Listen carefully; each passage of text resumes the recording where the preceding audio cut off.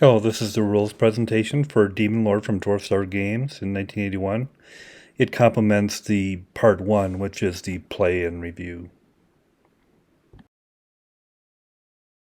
First of all, credits: game design and development by Arnold Henrik, playtesting by a group, graphic design, bus and map by David Helber, counters by Cynthia Millen and David Helber, rules by Arnold Henrik and Cynthia Millen, map artwork by David Helber, box illustration by Charles Vess. Getting into rules then, turn procedure. Each turn has two phases. First the Hussar player's phase, then the Demon player's phase. Hussar first phase, 1 unit movement, phasing player moves his units on the map, including any new reinforcements. 2 invocation, the phasing player may attempt to invoke magically new units. 3 battles, phasing player resolves any battles he caused, including of battle magic. Sieges, in siege situations, 1 round of siege resolution procedure is used, even if the phasing player is a siege defender. Then alliances, neutrals may become allies, and change in status of semi-permanent allies is possible. And then demon, second phase, 1 unit movement as above in first phase, 2 invocation as above, then battles, sieges, and alliances. Magic spells can be cast by either player at any time during a phase, including at the start before movement, or at the end after alliance, or during any step of the phase. However, some spells can be cast only at certain times during a turn and in certain special situations. Then movement, general procedure, movement points. Each time a unit moves a new hex, it must spend MP to cross the hex line to new hex. Generally, the cost to cross a hex has 1 MP. However, this does vary the movement modes and terrain. Hex sides. Each time a unit moves into new hex, it pays the appropriate MP cost per hex size. Note that the terrain in hex does not affect movement. Instead, is a terrain along the hex side being crossed that affects movement. You can move as many or as few units as you wish, including all or none. You can move a unit, its full MP, only part of its MP is desired. Additional retreat from battle movement can occur as a result of battles. This retreat is always in addition to normal movement and does not restrict or penalize later normal moves. Train and movement. Most hex sides have 2 or more types of train. Phasing player decides which type of train along the hex side his unit will cross. He can ignore the other train types on the hex side for movement purposes. Cross-reference the train type and the movement mode of the train chart to find the proper MP cost. Rivers. This train shows an example. Rivers is a train feature along hex side and imposes additional movement delay. The delay varies depending on whether a move forward is present or not. When crossing a river, the train on the opposite bank of the river along the hex side is added to the river cost itself. Alps and lakes. Alp and lake terrain is impassable to foot, sea, and cavalry sea mode units. Of course, the entire hex side must be Alp and or lake to prevent movement. Stacking. You may stack any number of units in hex, friendly and enemy. Hidden units. You cannot examine enemy stacks. You can see only the top unit. There are 2 exceptions to this rule. First, individual units become visible during the battle procedure, although this applies only to the units involved in the battle. Second, a magic vision spell can be used to examine an enemy stack. Leadership and characters. Army leadership. If a troop unit does not start its movement phase in the same hex as a character with an army leadership ability of +0 or higher, the MP of the troop unit is halved, run fractions down.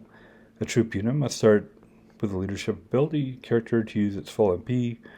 The troop unit need not remain with the character. It still gets full MP even if it moves away from the leader. Characters with no listed for army leadership have no ability and cannot aid troops in receiving their full MP. Character movement. Character units may move alone at full MP, or they may move with any troop unit they start stacked with. To move with a troop unit, the character starts in the same hex and remains the troop for the entire movement phase. Character's normal MP is ignored. More than one character can ride the same troop unit if desired. Characters can ride only friendly troops, not enemy troops. Minimum move. All units can cross at least 1 hex sides per turn to move into the next hex. The only limit on this is minimum move is that the hex side must be passable. This minimum move is allowed even if the normal MP costs exceed the available to the unit. Enemy units, enemy troops. One or more enemy troop units in hex blocks your troop units. When your troops enter the hex, they must stop and finish their move. This will cause a battle or siege. If your troop unit starts in hex occupied by enemy troops, you can remain there or leave as you desire. Exception siege rules. Characters, note that troop units only block movement of enemy troop units. Characters alone can move into or through enemy troops and or characters, although they risk capture. If a stack of enemy units occupies a hex and a character is on top, the enemy must reveal one troop unit, placing it on top if he wishes to block movement. Otherwise, the stack is presumed to just contain characters, like the troop unit. Capturing characters, capture situations. If a character alone enters a hex that has an enemy troop unit, and vice versa, the character may be captured by the troops. A character is protected from capture if there are any friendly troop units in the hex. A character is vulnerable to capture only once per turn in a hex, regardless of how many enemy troop units are present. However, each hex is a new capture situation. Resolving captures. In a capture situation, each player rolls a die. If the character rolls higher, he escapes capture in the hex per turn. If the troop unit player rolls higher, he captures the character, putting in his prisoners pile off the map. If the rolls are equal, the character escapes capture, but cannot move further that step of the phase. Resolution modifiers. If a character enters the hex with an enemy-controlled fortress, the character must subtract 2 from his capture situation die roll. If either player is a character with magic powers in the hex, the player with the single strongest magic power unit adds +1 to his die roll. This does not count as using a magic spell. Simple presence of a stronger magic power presents character with giving it a bonus. Multi-character situations. If a player has 2 or more characters alone in hex in a capture situation, he can split up and let each resolve its own capture separately, or he can group some or all together in a party and use one capture situation and one die roll for the entire party. Battles. When battles occur, battle occurs if opposing players have 1 or more troop units in the same hex. If one or both players have just characters in the hex, there's no battle. If a hex contains a fortress controlled by the player controlling the fortress decides if battle occurs or if a siege occurs instead. This represents the fortress garrison deciding to either fight in the open or retire behind their walls. The opposing player, who doesn't control the fortress, must then either fight a battle or siege, whichever is forced upon him. If there is more than one battle that phase, the phasing player decides the order in which battles are resolved. Battle procedure. Area first.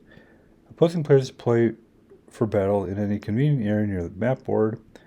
Round. After deployment, players fight battle rounds using the procedure below. Battle rounds continue until one player loses all his troops, or one player uses the withdrawal procedure to win the battle, regardless of the number of rounds. The entire battle takes place during the battle step in the phase. Battles never extend into the next phase or turn.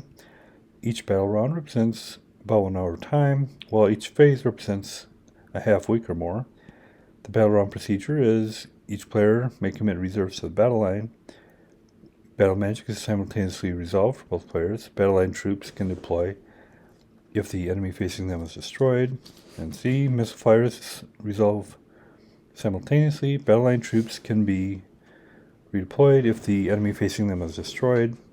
D, melee combat is simultaneously resolved. E, either player may withdraw surviving units using withdrawal rules. If neither player withdraws after the round and both have surviving troop units, a new battle round begins. The battle continues until one player is wiped out or withdrawn. Initial deployment for battle. Battle line. All units of a player in the battle hex must participate in the battle.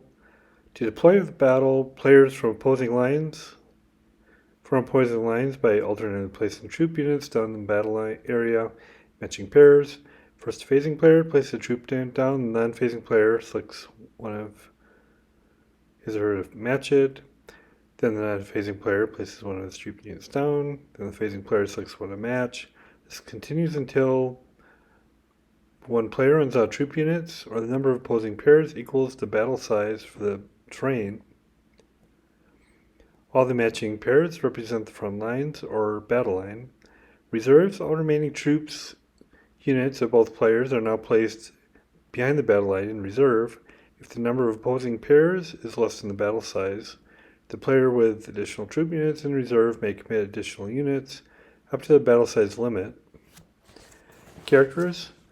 Finally, each player now places his characters. Each character must be placed with a troop unit. More than one can be placed with a troop unit. Characters are placed one by one. First phasing player places the non-phasing player until are placed. Missile and melee attacks. In the missile fire step, all troop units with a missile fire value shoot simultaneously. In the melee step, all surviving units strike with their melee value. Missile attacks always occur first, then melee. Attack restrictions. Each troop unit can attack once with missiles, if it has a missile value, and once in melee per battle round. If two or more troop units face a single enemy troop unit, each unit attacks once. The outnumbered unit selects which enemy attacks with missiles, but the outnumbering player selects which it must attack in melee. Only enemy troop units directly opposite in the battle line may be attacked by missiles or melee. All missile attacks are simultaneous. Results are not applied until all troop units finish their missile attacks. Then, after this, melee attacks are made and are also resolved simultaneously. Attack procedure. To attack a troop unit, roll both dice. The total is equal to or less than the attacker's value. For missiles or melee, as appropriate, the enemy is hit. Attack value modifiers. Battle train may change the missile and or melee value of a unit in battle. In addition, the enemy being attacked may also affect the value. Some missile value modifiers. +1, target has no armor. -1, troop has heavy armor. Melee value modifiers. +1, attacker has superior armor. Plus attacker with character of army leadership plus question equals leadership value. Heavy armor is superior to medium. Medium armor is superior to none. Effects of hits. If a troop unit is hit by a missile or melee attack, you must check morale. If a unit suffers 2 or more hits simultaneously, you must check morale for each and apply the single worst result. Destroyed is worst, then rout, then no effect. Morale checks. A troop unit hit by missile or melee attack must check morale as part of the resolution procedure.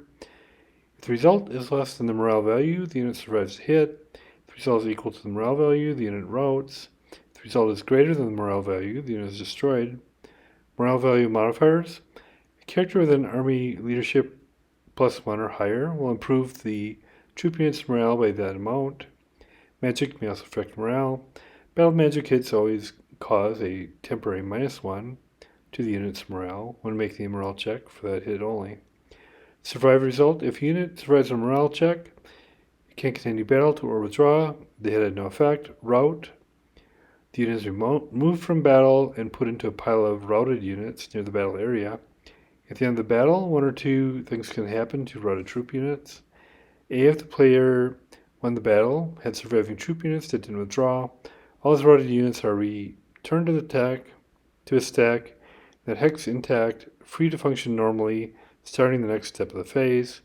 B, if the player lost the battle, withdrew from battle, or lost all his troops in the battle, all his routed units are captured by the enemy and placed in the prisoner's pile off the map board. Destroyed result, the enemy is permanently removed from the game. Reserves and redeployment.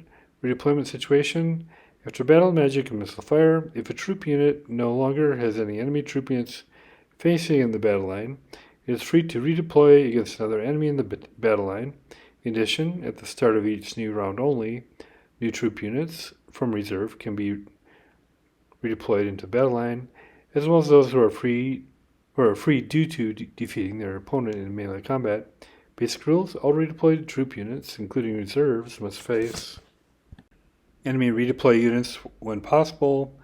They are matched up like initial deployment. If no enemy redeploy units are available, then your excess redeploy units can join friendly units in the battle line to create 2-on-1 battle situations.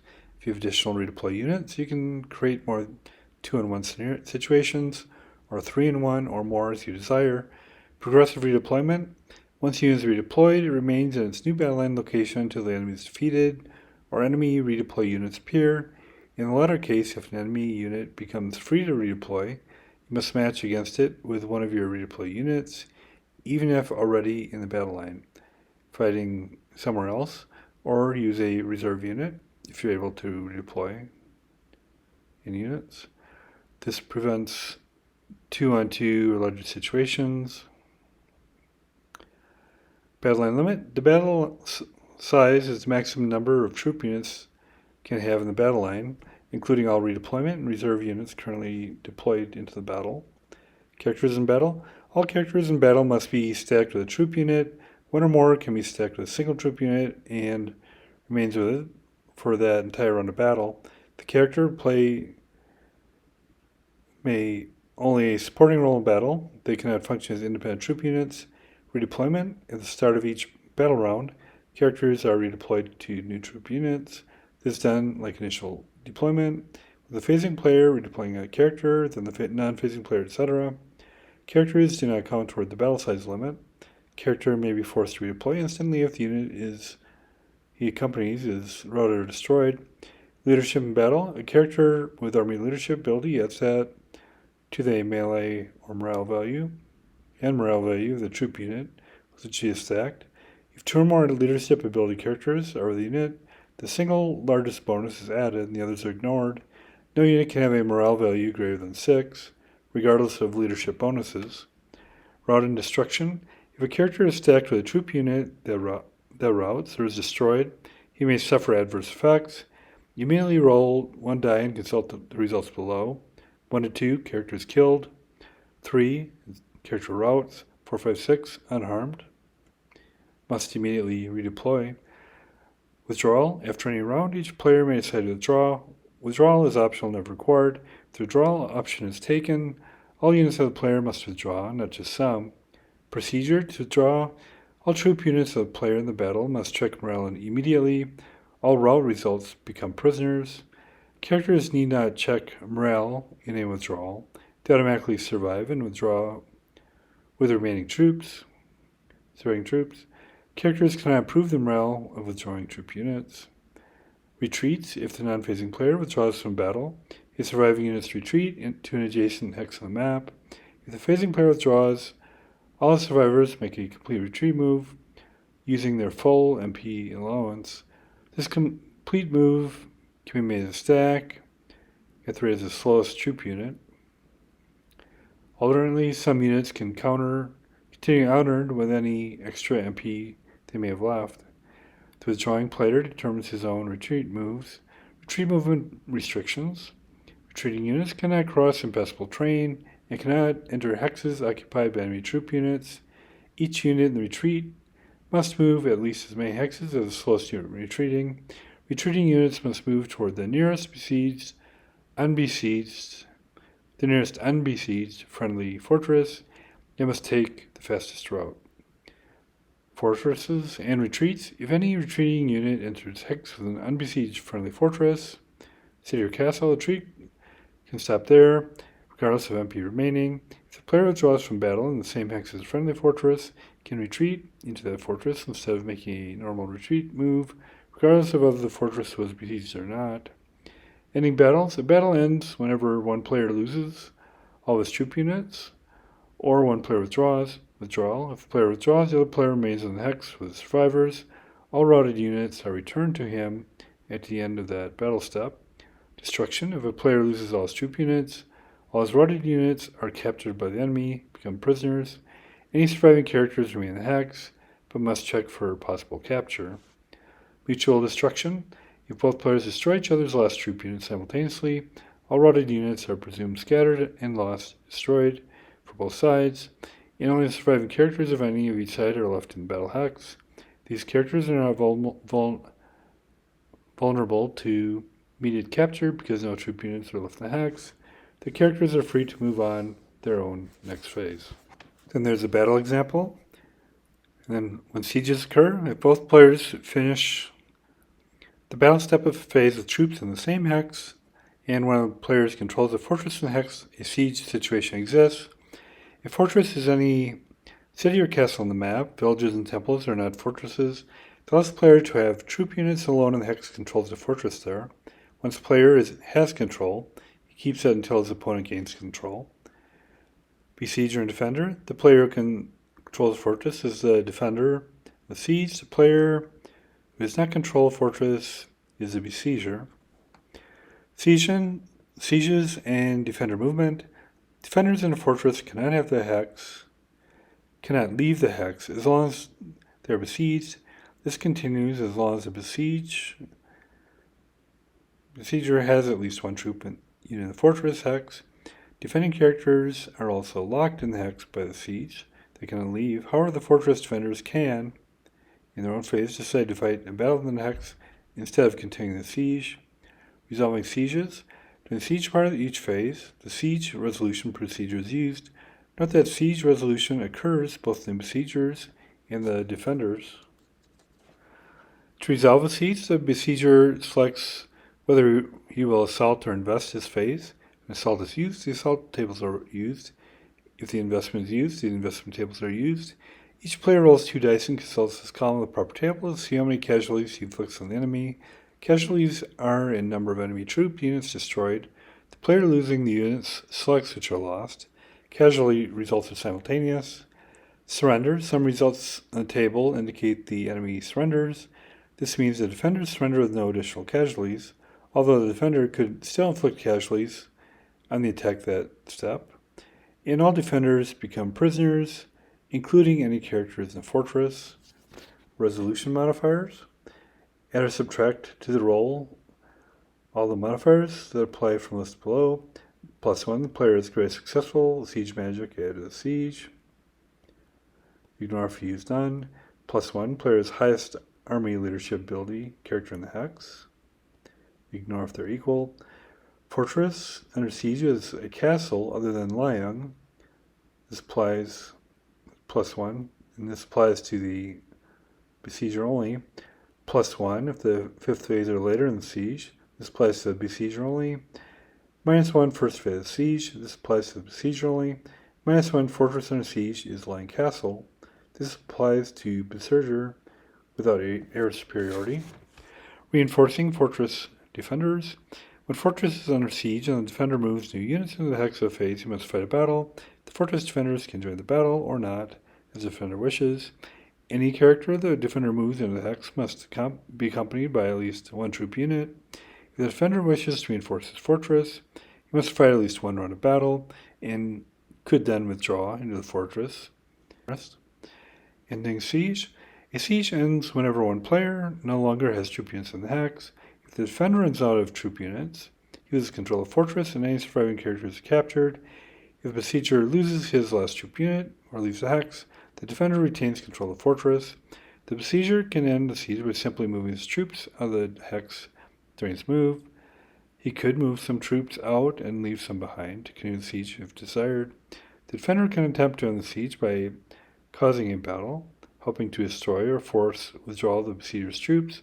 Alternately, in the battle, he could withdraw after the first round toward some other fortress, and in the retreat abandon the hex to the besiegers. Then magic. Characters of magic power 1 or higher can cast magic spells. Each character can cast 1 spell per phase. Types of magic spells. Battle magic. Each character with magic has the ability to use battle magic, provided no other spell was cast a phase. All characters know the spell. Siege magic. Each character has the ability to use siege magic. Invocation magic. Each character with magic can attempt invocations, provided no other spell was cast at phase. Each character with magic can attempt to use it when allying neutrals. Special spells. There are 7 demon and 7 also special spell markers. Players draw markers randomly. As explained below, drawing special spells. Player draws special spells at the start of the game. Player can either deliberately select 1 spell of his choice and then randomly draw 3 more, or he can randomly draw 5 spells. Magic spell casting procedure. Each magic spell is used only at certain times in the phase. To cast, the player simply says which character is casting what spell to wear. If 2 or more spells can be cast at the same time, they occur simultaneously. Each character is limited to 1 cast per phase. Magic power.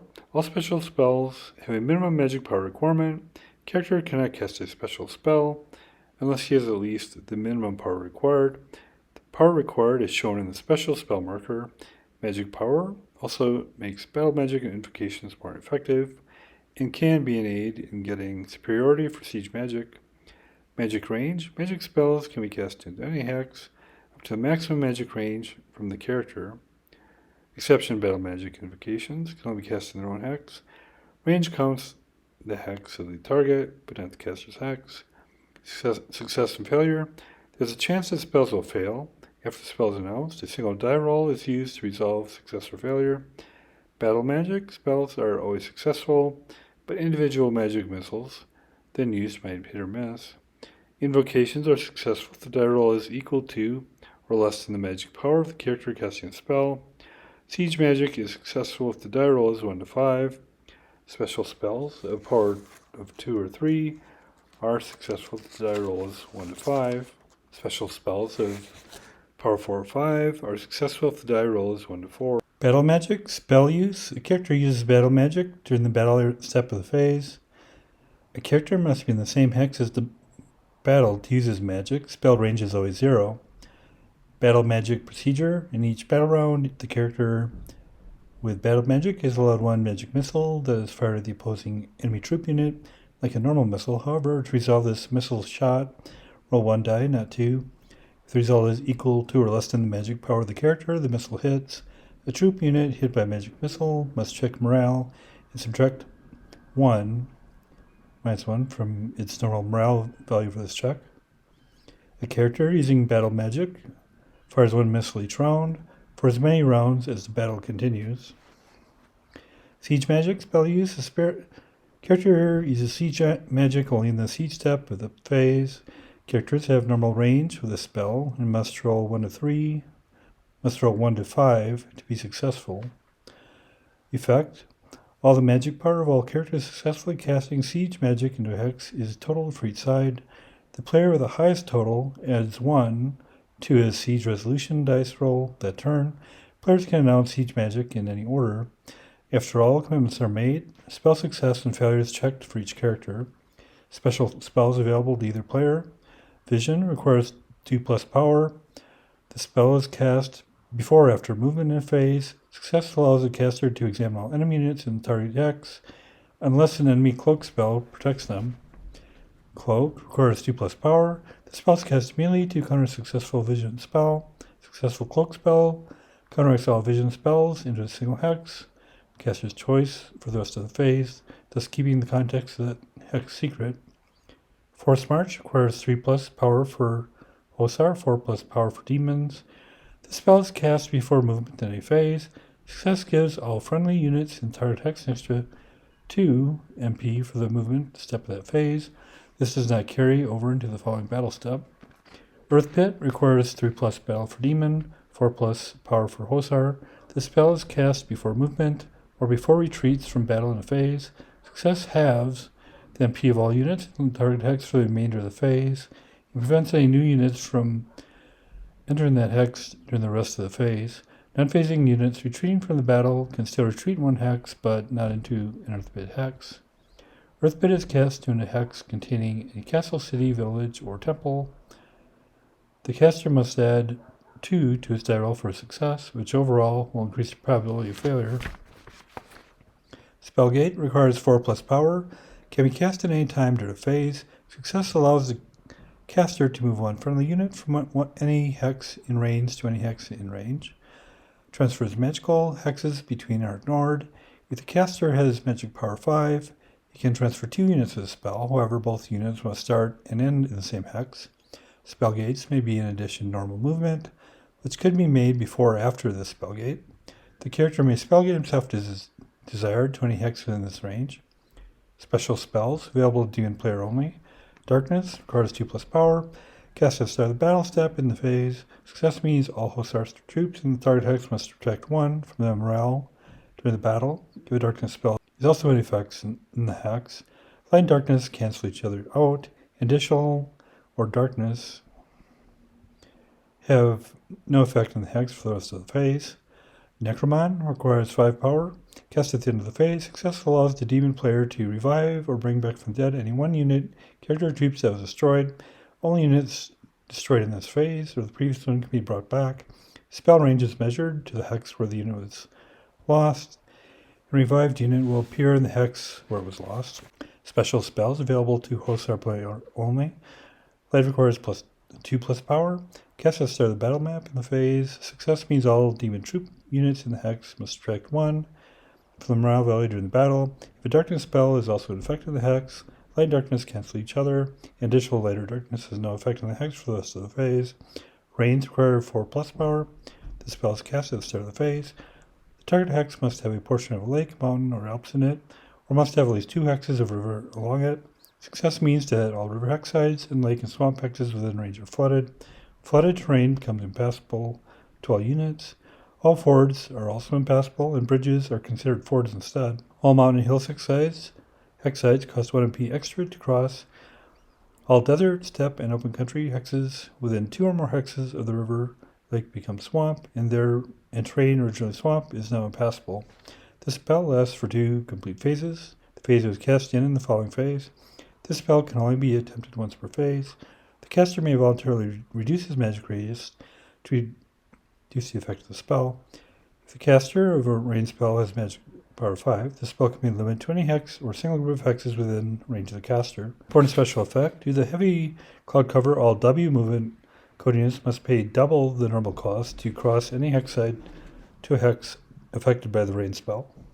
Invocation procedure: a character with magic power can attempt to invoke certain special demigods and spirits by finishing a move at the appropriate temple and attempting a magic invocation. The invocation is a magic spell and is cast at the end of the player's own movement step of this phase.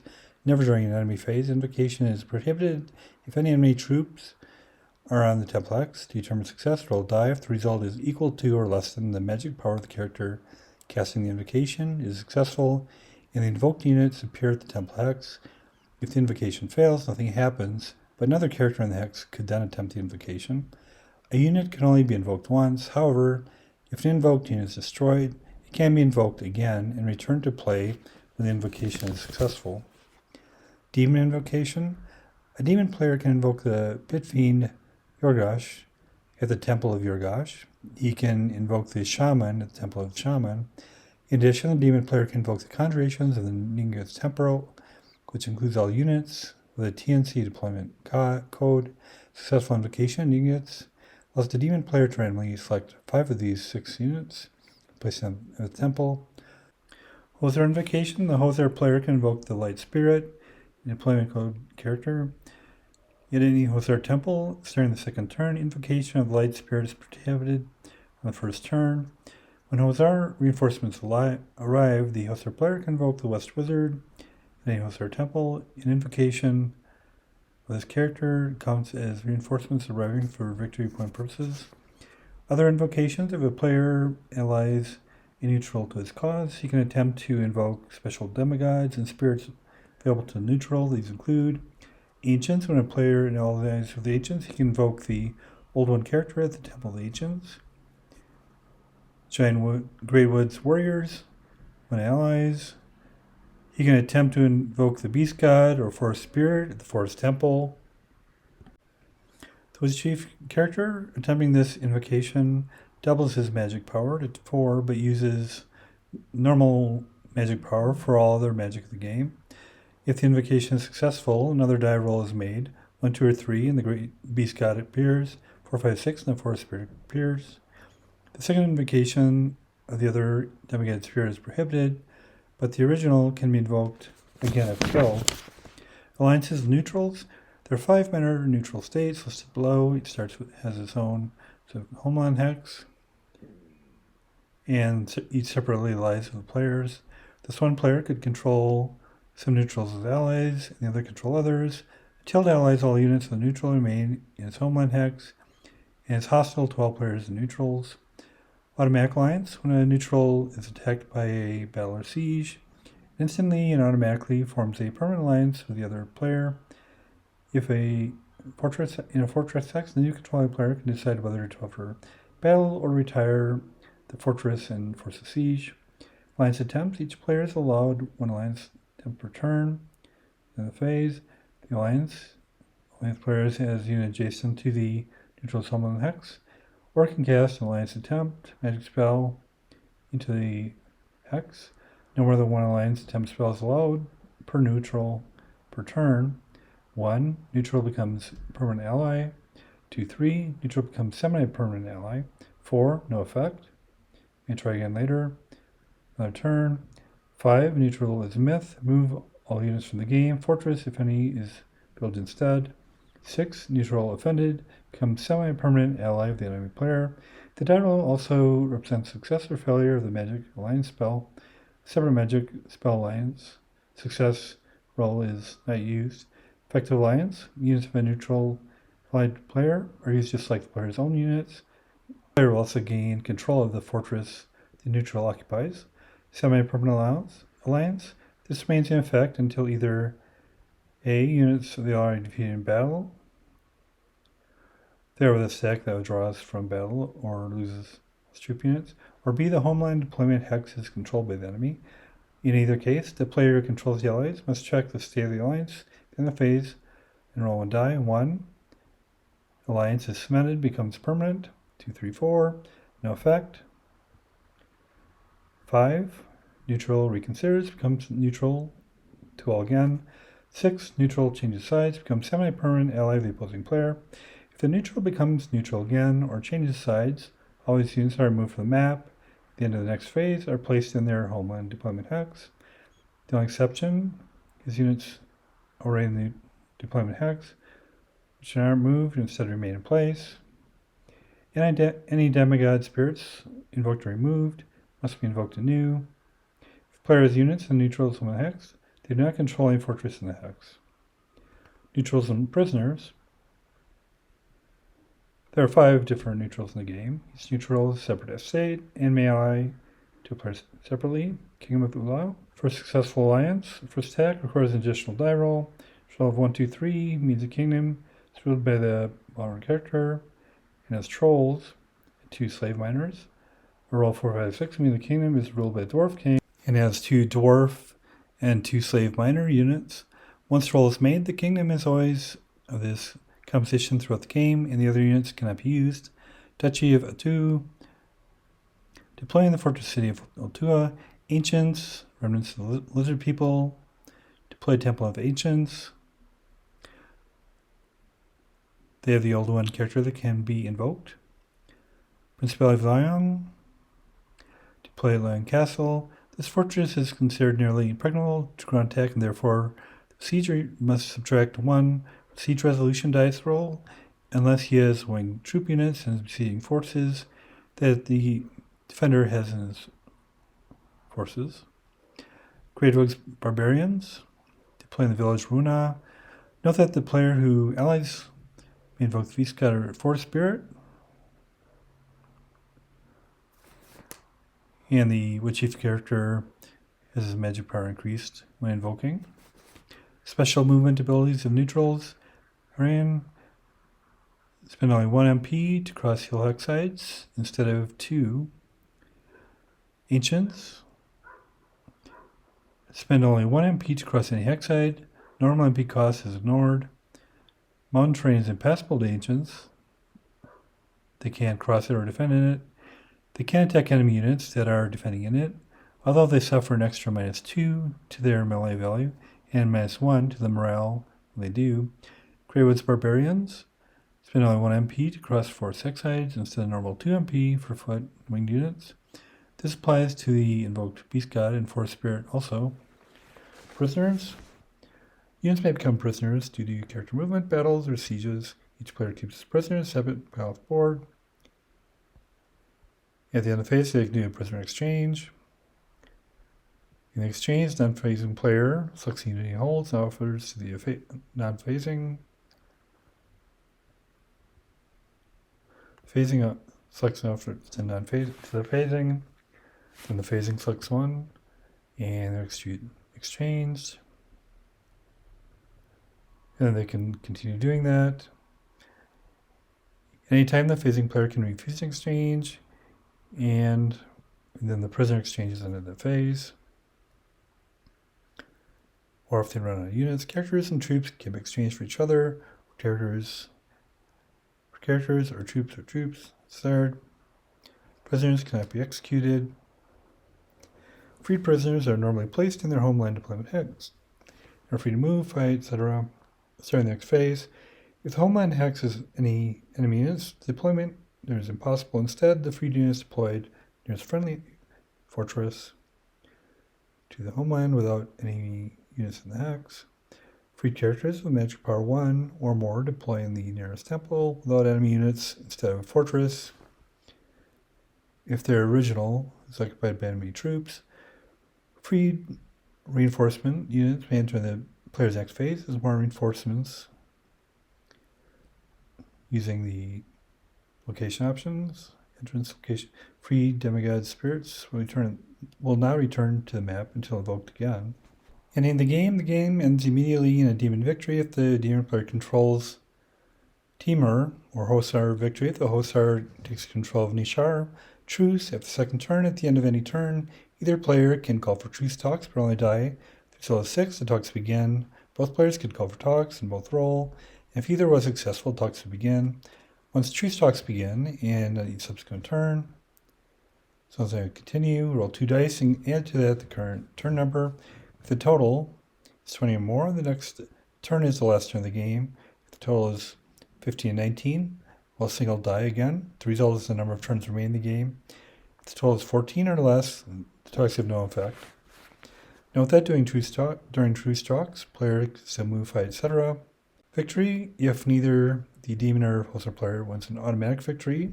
By the end of the game, victory points accumulate during the game to determine the winner. Victory points. Then of each turn, each player consults the victory point list, and notes total points you received. Victory points are reserved each turn and do accumulate. Victory points rewarded for 1. Control of more fortresses than enemy. 1 each enemy city under your control. 1. Have fewer neutrals as allies than enemy. 1. Have not yet requested reinforcements. 1. Killed or captured more enemy units than you lost this turn. If the Hosar player controls the temple or Niva, he can count that as a city also, but if the demon controls the temple, he does not count as a city. Ties with victory point totals at the end of the game. The Hosar player is the victor. And then there's some variant scenarios. Strategic game. The game can only end on truce talks. Talks begin by rolling 1 die and getting roll 6. However, to resolve talks, roll 2 die and double result. Then add the current turn number. If it's 36 or higher, or a single to see the number of turns left. Victory points are placed by 1 victory points total, done at the end of the game. Points are not accumulated during the game. The player with the higher victory point total wins. The Hosar winning ties. 7 each for control of Temur and Niba. 4 for Tessa, Bartek, Ursh, Tegel. 2 each control each other fortress. 2 control Temple of Nagis. Hosar only, demon scores 0. 1 each neutral allied with enemy. 1 each enemy character killed, currently held by prisoner. 1 have killed or captured more enemy troop units than he lost. It's a long game. In this game, play continues until one side controls all 3 cities of the opposition. During the course of the game, characters and troop units killed may be brought back to life as replacements. At the start of the player's phase, he can attempt and receive 1 lost character and 1 lost troop unit. In each case, a die roll is needed to see if the unit actually arrives. If the roll is successful, the unit appears like a freed prisoner. Dice roll to replace character. Need 6 for success. Replace troop. 5 or 6. Success. Player cannot attempt to receive any replacements, and this capital is controlled by the enemy. Temur has a Hosar capital, and Nishar has a demon capital. And then the first move variant, instead of the Hosar playing moving first, higher roller is to roll to see who goes first. And then reduced chance tournament version. Both players automatically get 4 of the 7 spells of their own choice. Both players get 1 additional reinforcement unit. So that's the rules discussion. For play and review, please check out part 1. Thanks a lot.